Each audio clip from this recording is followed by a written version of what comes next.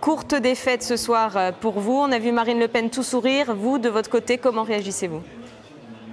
C'est une courte victoire de M. Kemmel qui, en réalité, est une victoire à la Pyrrhus parce que 114 voix d'écart entre deux candidats sur un total de 93 000 électeurs.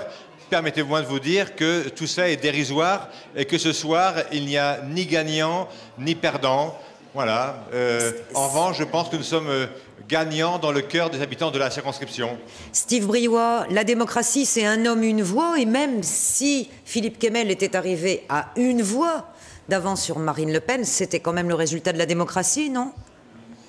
Oui, d'accord, sauf que vous oubliez de dire que cette circonscription a été terriblement charcutée pour justement profiter aux candidats du Parti socialiste, puisque nous avons ajouté les villes de Carvin et Libercourt, qui sont de grandes villes, qui sont plutôt socialistes. Enfin, en tous les cas pour la République veut aussi que lorsqu'il y a une campagne électorale, eh bien, cette campagne se termine le vendredi soir. Or, samedi matin, eh bien, nous avons été entourés sur le marché de Méricourt par des milices soviétiques qui faisaient de l'intimidation auprès des électeurs et de la pression pour que les électeurs ne puissent pas nous parler.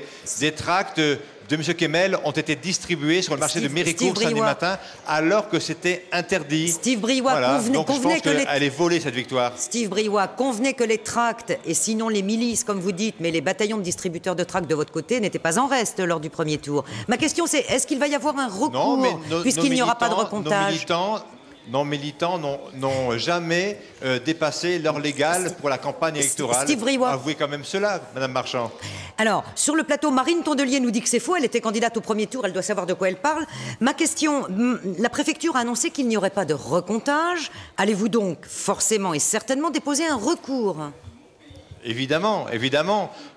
Tout d'abord pour recompter, pour forcer un peu la main à la préfecture pour qu'elle puisse recompter quand même, parce que je vous rappelle simplement qu'il y a 92 bureaux dans la circonscription, donc ça veut dire qu'une marge d'erreur de une voix par bureau, eh bien, peut amener un résultat 50-50. Et ensuite, il y a eu des irrégularités qui ont été démontrées hier dans certaines communes, parce que les tracts de M. Kemmel ont été encore distribués alors que la campagne était interdite. Voilà, donc nous allons évidemment motiver notre recours.